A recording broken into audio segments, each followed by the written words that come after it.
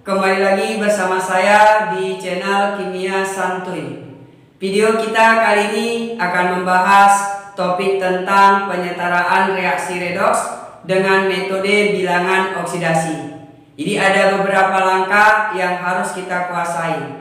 Sebelum saya jelaskan, tonton video ini sampai habis. Jangan lupa subscribe dan like agar kalian tidak ketinggalan video kimia menarik lainnya. Nah, pada video kita kali ini khusus membahas pada reaksi molekul. Jadi ada 4 langkah yang harus kita kuasai. Langkah yang pertama, setarakan atom yang biloksnya berubah. Biasanya golongan 1A, 2A, hidrogen dan oksigen, biloks atomnya jarang berubah. Langkah yang kedua, cari biloksnya. Langkah yang ketiga, cari selisih atau jarak bilangan oksidasinya. Langkah yang keempat, setarakan KH. KH ini maksudnya ada huruf K. K itu adalah kation. Nah, kation itu ion yang bermuatan positif. Biasanya kalau kation itu di depan senyawa. Nah, huruf A di sini adalah anion. Anion ini ion yang bermuatan negatif. Setelah kation biasanya anion. Nah, H di sini adalah hidrogen. O di sini adalah oksigen. Jadi setarakan KH, kation, anion, hidrogen dan oksigen. Biar lebih paham, misalnya pada senyawa Na2SO4. Maka biar tahu kita yang mana kation, yang mana anion. Kation itu biasanya paling depan senyawa. Maka natrium inilah disebut namanya kation, ion yang bermuatan positif. Sementara di belakang kation ada huruf S, maka S inilah namanya anion, ion yang bermuatan negatif. Jadi kation dulu baru anion. Itulah yang namanya KH. Nah, biar lebih paham, contoh reaksinya K2Cr2O7 ditambah SnCl2 ditambah HCl menghasilkan CrCl3 ditambah SnCl4 ditambah KCl ditambah H2O. Nah, langkah yang pertama, setarakan atom yang biloksnya berubah.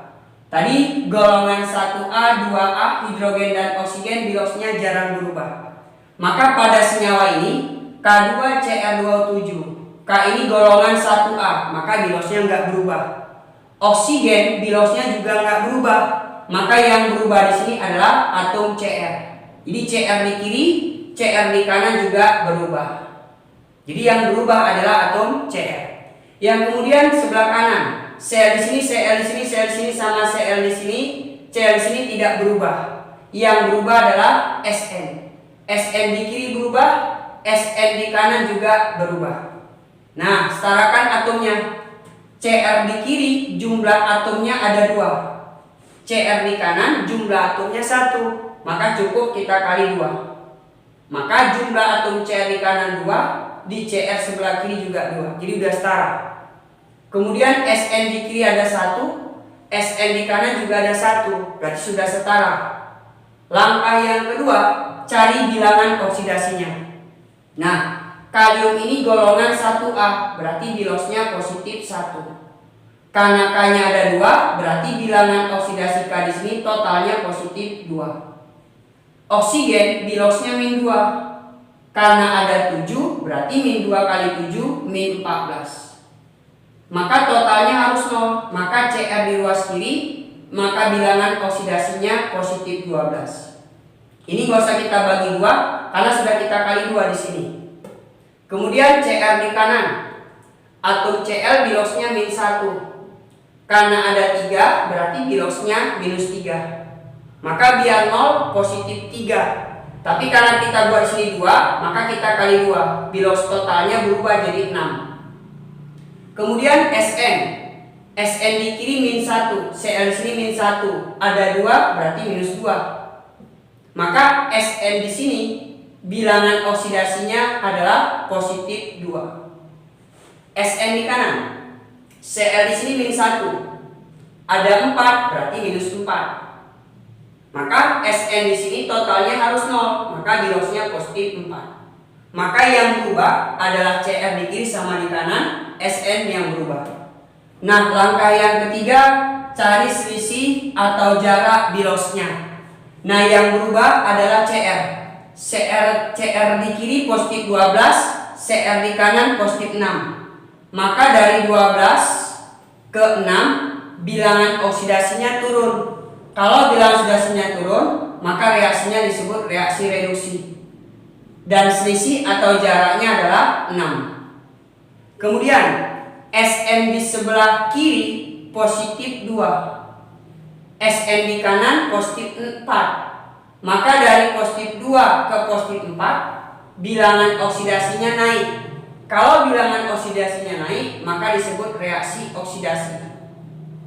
Dan selisih jaraknya 2 dengan 4 adalah 2. Nah, kalau sudah dapat selisih jaraknya, kita cari KPK terkecil 6 dengan 2. Maka biar sama, ini kita kali 1, ini kita kali 3. Jadi 6 kali 1 6, 2 kali 3 6. Jadi yang satu ini masukkan koefisien Cr di sini sama Cr di kanan.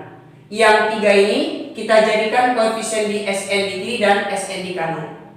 Maka bisa kita buat reaksi yang baru, 1 kali 1 tetap ya, maka jadi K2 Cr2O7 ditambah 3 kali 1, maka jadi 3 SnCl2 ditambah, ini bilosnya nggak berubah, kita tulis aja HCl, menjadi 1 kali 2 2, berarti jadi 2Cr Cl3 ditambah 3 kali 1, maka berubah jadi 3 SnCl4 ditambah senyawa KCl ini nggak berubah, kita tulis aja KCl ditambah H2O.